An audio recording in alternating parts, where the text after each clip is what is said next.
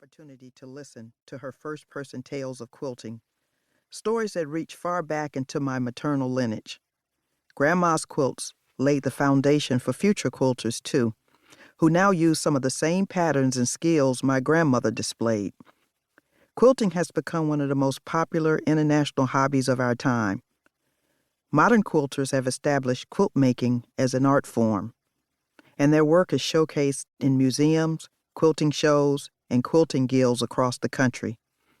These new wave quilts are visual works of art, calling for social change, a way to bring attention to racial injustice, and to galvanize communities to action.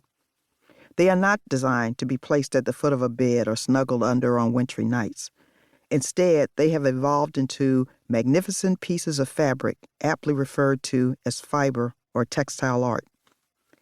In many ways, these quilts carry the same messages embedded in those sewn before and during Reconstruction. Current quilters, however, have the freedom to use their quilts as a way of raising awareness of inequality. They can address injustice without fear of reprisal. Unlike the women of my grandmother's time, Lula Horn's Quilts of Souls were also art, but she worked in a quieter tradition and a far different atmosphere from the present days. I may have forgotten the first time I rode a bike, received my first kiss, or got my driver's license, but I will never forget Grandma's Quilts of Souls stories or the elderly women I met growing up in the rural South. The vast amount of history conveyed to me by my grandma and these women, all of whom were born while the ink was still drying on the Emancipation Proclamation, fascinated and intrigued me. Barefoot, I'd run along the sandy roads under the tall Alabama pines and return to lie in the cool dirt under my grandparents' house and listen to the conversation of the folks gathered in our front yard. Through their colloquy, I gained knowledge, strength, purpose, and the grit I'd rely on to sustain me in adulthood. I'm honored to have spent most of my childhood in a community of powerful Black women. With Grandma at the helm, these women molded and transformed me. I long to model my own character on the traits they exhibited during the course of their lives. They had an extraordinary ability to overcome horrendous indignities, even though the knee of the status quo was firmly placed on their backs because of the color of their skin.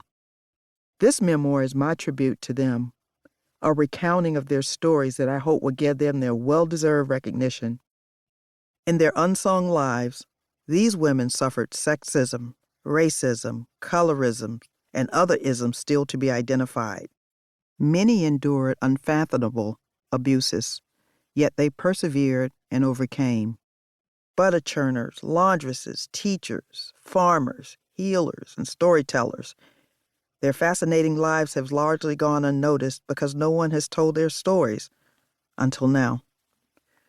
The stories of these women were given to me long ago. My grandmother's edit was to make them part of not only my oral history, but the world's. To this day, I'll never know or understand why she chose me as the vessel to carry and one day pour out these beautiful stories. But as a little girl, she'd take me to an old slave cemetery not far from our 5-room farmhouse, where she'd stand and silently pray over the makeshift graves. Before we left, she'd say, "Child, these are the best stories you ain't never heard." Once as we were leaving the cemetery, I turned and glanced back at the scattered markers.